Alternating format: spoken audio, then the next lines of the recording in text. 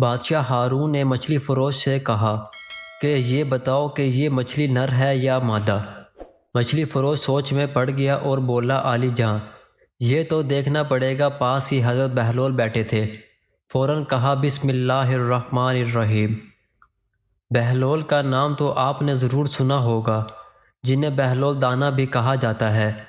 آپ پانچویں عباسی خلیفہ ہارون الرشید کے دور مارچ 766 سے مارچ 809 میں ایک فلاسفر، ولی کامل اور تاریخ الدنیا درویش کے طور پر پہچانے جاتے تھے۔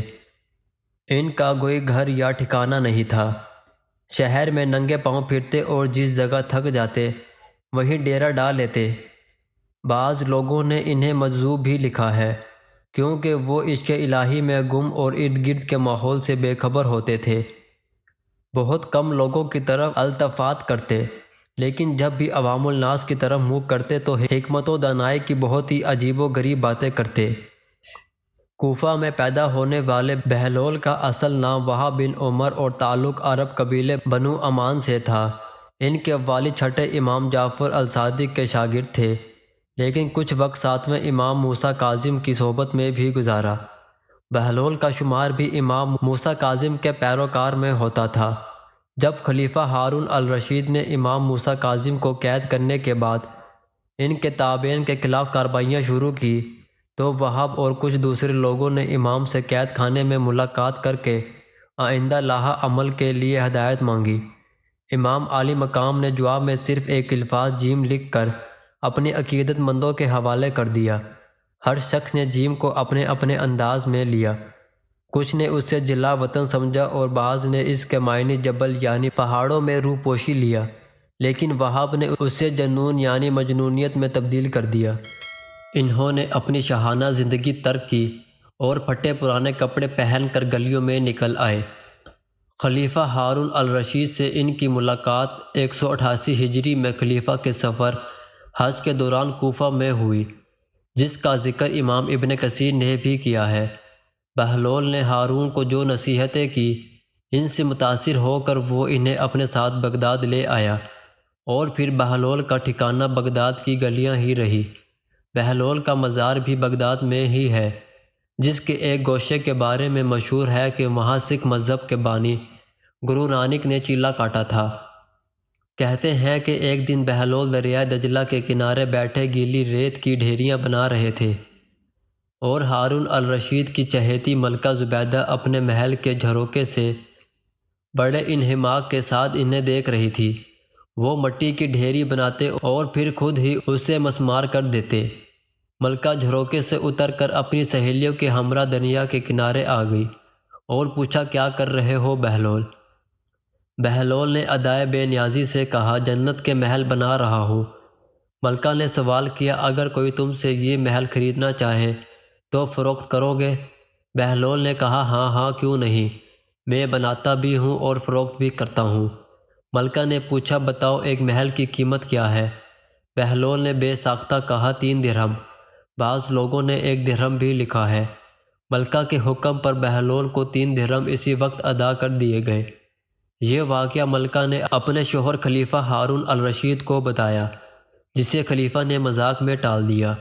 لیکن رات کو ہارون نے خواب میں جنت کے مناظر دیکھے، جن میں آبشاروں اور مرغزاروں کے علاوہ خوبصورت محلات بھی شامل تھے۔ سرخ یاقوت کے ایک محل پر اس نے زبیدہ کا نام بھی لکھا دیکھا۔ ہارون نے سوچا کہ دیکھوں تو صحیح کیونکہ یہ میری بیوی کا گھر ہے۔ وہ محل میں داخل ہونے کے لیے جیسے ہی دروازے پر پہنچا، دربان نے اسے روک لیا۔ ہارون الرشید کہنے لگا اس پر تو میری بیوی کا نام لکھا ہے، اس لیے مجھے اندر جانا ہے۔ دربان نے کہا نہیں، یہاں کا دستور الگ ہے، جس کا نام ہوتا ہے صرف اسی کو اندر جانے کی اجازت ہے، لہٰذا آپ کو داخل ہونے کی اجازت نہیں۔ جب دربان نے ہارون کو پیچھے ہٹایا تو اس کی آنکھ کھل گئی، لیکن بیدار ہونے پر خیال آیا کہ اللہ تعالیٰ نے زبیدہ کے حق میں بہلول کی دعا قبول کر لی ہے۔ چنانچہ وہ ساری رات اسی افسوس میں کروٹیں بدلتا رہا۔ اگلی شام وہ بہلول کو تلاش کرتا دریا کنارے پہنچ گیا۔ بہلول نے ایک جگہ بیٹھے اسی طرح مکان بنا رہے تھے۔ ہارون نے پوچھا کیا کر رہے ہو؟ بہلول نے کہا جنت کے محل بنا رہا ہوں۔ ہارون نے پوچھا بیچو گے؟ تو بہلول نے کہا ہاں ہاں کیوں نہیں، میں بناتا بھی ہوں اور فروخت بھی کرتا ہوں۔ ہارون نے سوال کیا کہ بتاؤ ایک محل کی قیمت کیا ہے؟ تو بہلول نے جواب دیا تیری پوری سلطنت۔ ہارون الرشید نے کہا اتنی قیمت تو میں نہیں دے سکتا، کل تو آپ 3 درہم کے بدلے دے رہے تھے اور آج پوری سلطنت مانگ رہے ہیں۔ بہلول دانا نے کہا خلیفہ کل بن دیکھے معاملہ تھا اور آج تم محل دیکھ کر آئے ہو۔ خلیفہ یہ سن کر مایوسی سے گھٹنوں کے بل بہلول کے سامنے بیٹھ گیا اور کہنے لگا حضرت آپ مجھ سے میری سلطنت لے لیں لیکن مجھے ایک محل دے دیں۔ جب بہلول دانا نے خلیفہ کی عاجزی دیکھی تو کہا کہ میں تمہاری اس سلطنت کا کیا کروں گا؟ اس دنیا کی محبت تو بہت سے گناہوں کی جڑ ہے، جاؤ اپنی سلطنت اپنے پاس رکھو، میں اس محل کو بھی تمہارے لیے 3 درہم میں فروخت کرتا ہوں۔ معروف بزرگ سیدنا سری سکتی فرماتے ہیں ایک بار مجھے قبرستان جانا ہوا، وہاں میں نے بہلول کو دیکھا کہ ایک قبر کے قریب بیٹھے مٹی میں لوٹ پوٹ ہو رہے ہیں۔ میں نے پوچھا آپ یہاں کیوں بیٹھے ہیں؟ جواب ملا میں ایسی قوم کے پاس ہوں جو مجھے اذیت نہیں دیتی اور اگر میں غائب ہو جاؤں تو میری غیبت بھی نہیں کرتی۔ ایک دن بہلول بازار میں بیٹھے تھے کہ کسی شخص نے پوچھا بہلول کیا کر رہے ہو؟ تو بہلول نے کہا کہ بندوں کی اللہ سے صلح کرا رہا ہوں۔ اس شخص نے کہا کہ پھر کیا بنا؟ بہلول نے کہا کہ اللہ تو مان رہا ہے لیکن بندے نہیں مان رہے۔ کچھ عرصہ بعد اسی شخص کا ایک قبرستان کے پاس گزر ہوا تو دیکھا بہلول قبرستان میں بیٹھے ہیں۔ قریب جا کر پوچھا بہلول کیا کر رہے ہو؟ بہلول نے کہا بندوں کی اللہ سے صلح کرا رہا ہوں۔ اس شخص نے کہا کہ پھر کیا بنا؟ بہلول نے کہا کہ بندے تو مان رہے ہیں مگر آج اللہ نہیں مان رہا۔ بہلول سے ایسے درجنوں واقعات اور دنائی کی باتیں منسوب ہیں۔ کچھ لوگ اسے کتابی باتیں کہتے ہیں اور بعض اسے روحانیت کی معراج مانتے ہیں، لیکن یہ طے ہے کہ جو بہلول دانا کہہ گئے وہ پتھر پر لکیر ہے۔ 165 ہجری بمطابق 782 عیسوی کو خلیفہ ہارون الرشید کی شادی اپنی چاچا زیاد زبیدہ سے ہوئی۔ زبیدہ خوبصورت اور ذہانت کے لحاظ سے اپنی مثال آپ تھی۔ ملکہ زبیدہ نے جلد ہی دربار خلافت میں بھی اپنا مقام بنا لیا، جس کی وجہ سے بڑے بڑے مسئلوں میں ملکہ سے مشورہ لیا جانے لگا۔ بغداد میں ہر طرف ملکہ کی شہرت کا طوطی بولنے لگا۔ یہ وہی ملکہ زبیدہ بنت جعفر ہیں جس نے اہل مکہ کے درپیش مسائل اور پانی کی قلت کو دیکھا تو اس نے میدان عرفات اور شہر مکہ کو پانی پہنچانے کے لیے ایک نہر بنوائی جو بعد میں نہر زبیدہ کے نام سے مشہور ہوئی۔ شادی کے 5 سال بعد یعنی 787 عیسوی میں اللہ پاک نے خلیفہ ہارون الرشید اور ملکہ زبیدہ کو ایک بیٹا عطا فرمایا جس کا نام امین رکھا گیا۔ ٹھیک 1 سال بعد خلیفہ ہارون الرشید کا اپنی کنیز مراجل سے ایک لڑکا پیدا ہوا جس کا نام مامون رکھا گیا۔ یہ کنیز خراسان کے گورنر علی ابن عیسیٰ نے خلیفہ کو خوش کرنے کے لیے تحفے میں دی تھی۔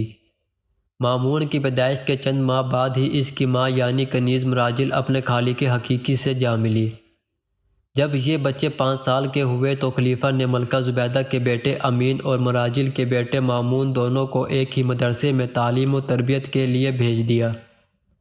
کچھ سالوں بعد خلیفہ اپنے خاص وزیروں کو لے کر اپنے بچوں کے مدرسے کی طرف ان سے ملنے کے لیے گیا۔ راستے میں خلیفہ کو حضرت بہلول دانا رحمۃ اللہ علیہ مل گئے۔ وزیروں نے زبردستی ان کو اپنے ساتھ لے لیا اور اونٹ پر سوار کر لیا۔ چنانچہ حضرت بہلول خلیفہ کے ساتھ اس کے بیٹے امین اور مامون کے مکتب پہنچ گئے۔ مکتب پہنچ کر خلیفہ نے استاد سے اپنے بچوں کی تعلیم و تربیت اور ذہانت کے بارے میں دریافت کیا تو بچوں کے استاد محترم کہنے لگے عالی جاں آپ کا بیٹا امین عورتوں کی سردار ملکہ زبیدہ جیسی ہوشیار اور عقل مند خاتون کا بیٹا ہے، لیکن وہ کنز ذہین ہے، اسے کچھ بھی جلد سمجھ نہیں آتا، جبکہ مامون جو کہ ایک کنیز میں آپ کا بیٹا ہے بہت ذہین، دانش مند اور باوقار ہے۔ خلیفہ کہنے لگا حیرت ہے، دونوں میرے ہی بیٹے ہیں لیکن دونوں کی ذہانت میں اتنا فرق کیسے ہو سکتا ہے؟ تم بغیر ثبوت کے اتنی بڑی بات کیسے کر سکتے ہو؟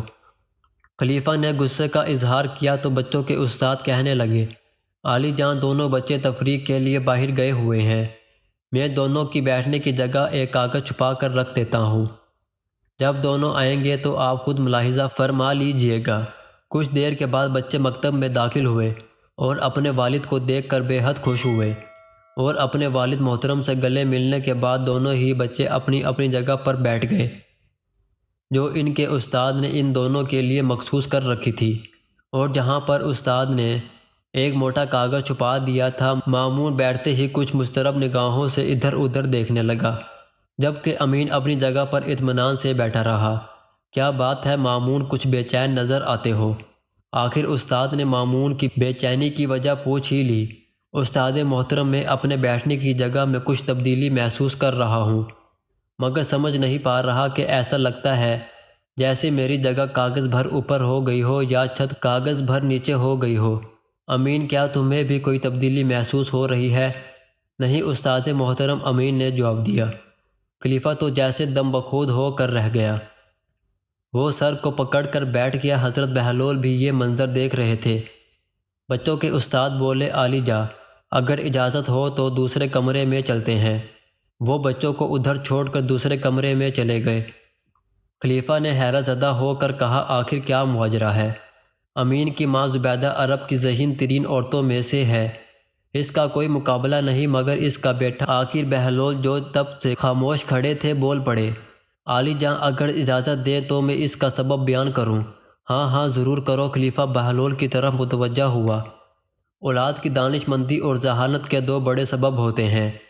خلیفہ دلچسپی سے حضرت بہلول کی بات سننے لگا۔ حضرت بہلول کہنے لگا کہ اولاد کی ذہانت بھرتی اور دانش مندی کا پہلا سبب یہ ہے کہ عورت اور مرد کے درمیان فطری رغبت اور خواہش ہو تو ان کی اولاد ہوشیار، ذہین اور دانش مند ہوتی ہے۔ دوم یہ کہ عورت اور مرد مختلف سے ہوں تو ان کی اولاد میں عقل اور دانش کی فراوانی ہوتی ہے۔ خلیفہ جلدی سے بولے کہ اس کی کوئی دلیل ہے تو بیان کرو، بنا دلیل کے میں کیسے مان لوں؟ خلیفہ نے بہلول سے وضاحت طلب کی۔ اس کی مثال درختوں اور جانوروں پر نظر آتی ہے۔ حضرت بہلول نے وضاحت بیان کرنا شروع کی۔ اگر بل کے درخت میں کسی دوسرے بل کے درخت کا پیوند لگا دیا جائے تو نہایت لذیذ اور عمدہ پھل پیدا ہوتا ہے۔ اسی طرح گھوڑے اور گدھی کے ملاپ سے کھچر پیدا ہوتا ہے جس کی ہوشیاری، پھرتی اور طاقت کا جواب نہیں۔ اب عالی جاں ہم سمجھ سکتے ہیں کہ امین میں جو ذہانت کی کمی محسوس ہوتی ہے اس کی وجہ اس کی والدہ اور آپ کے رشتہ داری ہے، جبکہ مامون کی ماں دوسرے قبیلے سے تعلق رکھتی تھی۔ خون کے لحاظ سے آپ میں اور اس میں جو فرق ہے وہی مامون کی ذہانت اور دانش مندی کا سبب ہے۔ خلیفہ نے جب یہ ساری تفصیل ایک ایسے شخص سے سنی جسے سارے شہر کے لوگ دیوانہ کہتے تھے تو حیران رہ گیا۔ بچوں کے استاد بھی حضرت بہلول کی دانائی کی تعریف کرنے لگے۔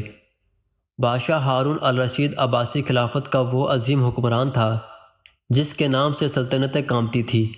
بغداد سونے کی طرح چمکتا تھا، دربار میں وزیروں کی قطاریں اور گدام کی فوجیں ہوتی تھی، مگر اسی شہر کی گلیوں میں ایک ایسا شخص بھی پھرتا تھا جسے لوگ پاگل کہتے تھے اور جس کا نام حضرت بہلول رحمۃ اللہ علیہ تھا۔ وہ بظاہر بچوں کے ساتھ کھیلتا، مٹی کے گھروندے بناتا اور ہنستا رہتا، مگر اس کی ہر بات عقل والوں کے دل چیر دیتی تھی۔ ایک دن ہارون الرشید نے سنا کہ یہ بہلول بادشاہت کو حقیر جانتا ہے، تو اس نے چاہا کہ اسے آزمایا جائے۔ چنانچہ شاہی روب و دبدبے کے ساتھ وہ بہلول کے پاس پہنچا اور پوچھا کہ کیا تم مجھے پہچانتے ہو؟ تو بہلول نے مسکرا کر کہا، ہاں میں تمہیں پہچانتا ہوں، تم چند دن کے بادشاہ ہو اور میں اس بادشاہ کی تیاری میں ہوں جس کی بادشاہت کبھی ختم نہیں ہوگی۔ یہ سن کر درباری تڑپ اٹھے، مگر ہارون الرشید خاموش رہا۔ پھر اس نے کہا، لوگ تمہیں پاگل کہتے ہیں۔ تو بہلول نے ہنستے ہوئے جواب دیا، پاگل وہ ہے جو چند روز حکومت پر اترائے اور ہمیشہ کی زندگی کو بھول جائے۔ اگر یہ پاگل پن ہے تو میں پاگل ہوں۔ پھر ہارون الرشید نے نصیحت مانگی تو بہلول نے زمین سے مٹی اٹھا کر کہا، یہی تمہارا انجام ہے، کل تم بھی اسی مٹی میں مل جاؤ گے، نہ تخت بچے گا، نہ تاج، نہ محافظ، صرف اعمال ساتھ جائیں گے۔ اگر عدل کیا تو نجات اور اگر ظلم کیا تو رسوائی۔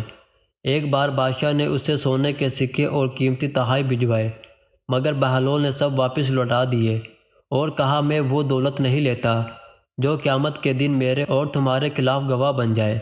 ایک دن ہارون الرشید نے اسے قبرستان میں قبروں کے درمیان ہنستے دیکھا تو پوچھا، یہاں کیوں ہنس رہے ہو؟ تو بہلول نے کہا میں ان لوگوں پر ہنس رہا ہوں جو محلوں میں بیٹھ کر موت کو بھول گئے ہیں، اور ان قبروں والوں پر رو رہا ہوں جو کل کہا کرتے تھے ابھی وقت ہے، وقت گزر گیا۔ یہاں تک کہ ایک رات ہارون الرشید کے دل میں دنیا کی چمک مانند پڑ گئی اور اس نے کہا کاش میں تم جیسا ہوتا۔ تو بہلول نے نرمی سے کہا ابھی وقت ہے، بادشاہی چھوڑنے کا نہیں، دل سے غرور چھوڑنے کا، تخت سے اترنے کا نہیں، ظلم سے اترنے کا۔ یوں حضرت بہلول رحمۃ اللہ علیہ نے بغیر خطبے اور بغیر کتاب کے ایک بادشاہ کے دل میں آخرت کا چراغ جلا دیا، اور یہی ثابت کر دیا کہ اصل عقل وہ ہے جو ہنستے ہوئے بھی موت کو یاد رکھے، اور اصل بادشاہی وہ ہے جو دل کو دنیا کی قید سے آزاد کر دے۔ ایک دن ہارون الرشید بغداد کی گلیوں میں بھیس بدل کر نکلا تاکہ رعایا کے حالات خود دیکھ سکے، تو اس نے دیکھا کہ ایک طرف ایک شخص زمین پر لکڑی سے کچھ لکیریں کھینچ رہا ہے اور زور زور سے ہنس رہا ہے۔ قریب جا کر دیکھا تو وہ حضرت بہلول تھے۔ بادشاہ نے پوچھا کہ کیا کر رہے ہو؟ تو بہلول نے کہا میں جنت اور دوزخ بیچ رہا ہوں۔ ہارون الرشید چونک گیا اور کہا یہ کیسے ممکن ہے؟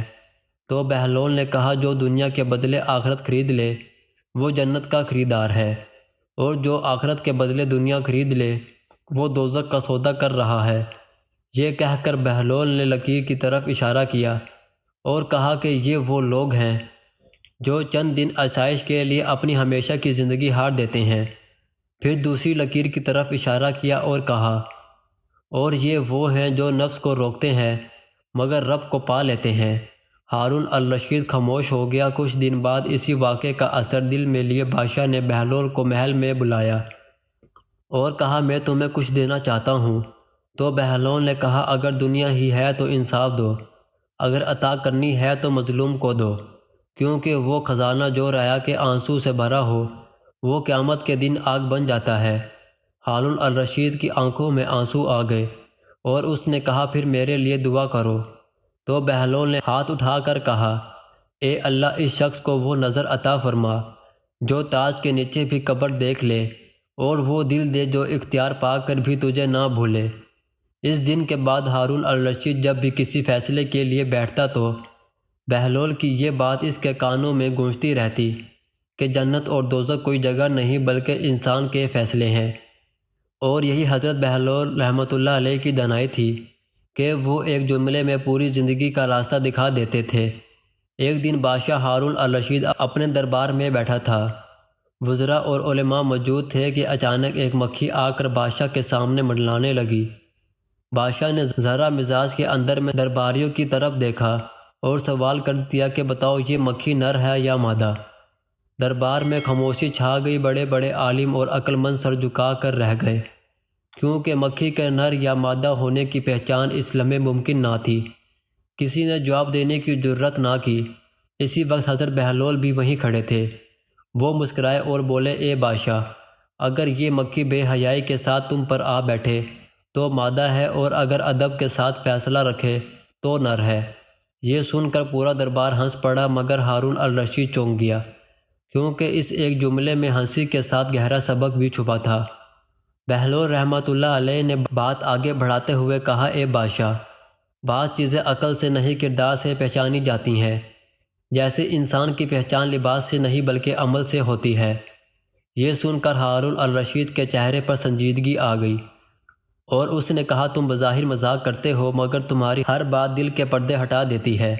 بہلول رحمۃ اللہ علیہ نے جواب دیا میں مذاق نہیں کرتا، میں سچ کو ہنسا کر بیان کرتا ہوں تاکہ غرور کی دیوار ٹوٹ جائے۔ اس دن دربار والوں نے جان لیا کہ بہلول کی دانائی سوالوں کے جواب دینے میں نہیں بلکہ سوال کرنے والوں کو آئینہ دکھانے میں ہے، اور ہارون الرشید دیر تک اسی سوچ میں ڈوبا رہا کہ ایک مکھی کے سوال نے اسے انسان کے کردار کی حقیقت سمجھا دی۔ ایک دن ہارون الرشید نے حضرت بہلول کو بغداد کے قبرستان میں دیکھا کہ وہ ایک قبر کے سرہانے بیٹھے مٹی سے کھیل رہے ہیں اور کبھی مسکرا رہے ہیں کبھی خاموش ہو جاتے ہیں۔ بادشاہ قریب آیا اور پوچھا اے بہلول یہاں کیوں بیٹھے ہو؟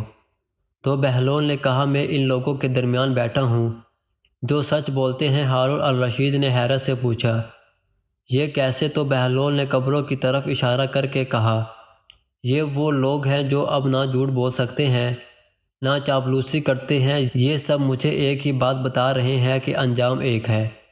پھر بہلول نے مٹی کی ایک اینٹ اٹھا کر کہا، اے بادشاہ، اگر یہ محل ہوتی تو تم خوش ہو جاتے، اور چونکہ یہ قبر ہے اس لیے تم ڈر گئے ہو، حالانکہ انجام دونوں کا یہی ہے۔ ہارون الرشید کی آنکھیں بھر آئی اور اس نے کہا، مجھے نصیحت کرو۔ تو بہلول نے کہا، اپنے دل کو تخت نہ بناؤ کہ اس پر نفس بیٹھ جائے، اسے قبر سمجھو تاکہ غرور مر جائے۔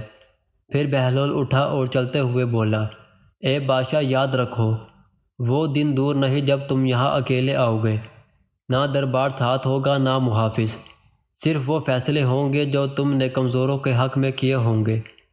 یہ سن کر ہارون الرشید دیر تک خاموش کھڑا رہا، اور اس کے دل میں دنیا کی محبت ہلکی اور آخرت کی فکر گہری ہو گئی۔ اے اللہ، ہمیں وہ آنکھ عطا فرما جو عروج میں زوال دیکھ لے، اور وہ دل عطا فرما جو اختیار پا کر بھی تجھے نہ بھولے۔ ہمیں عدل، عاجزی اور سچائی کی توفیق دے، اور ہمارے انجام کو خیر پر ختم فرما، آمین۔ ناظرین، کمنٹ باکس میں اللہ تعالیٰ کے 99 ناموں میں سے ایک نام ضرور ٹائپ کریں۔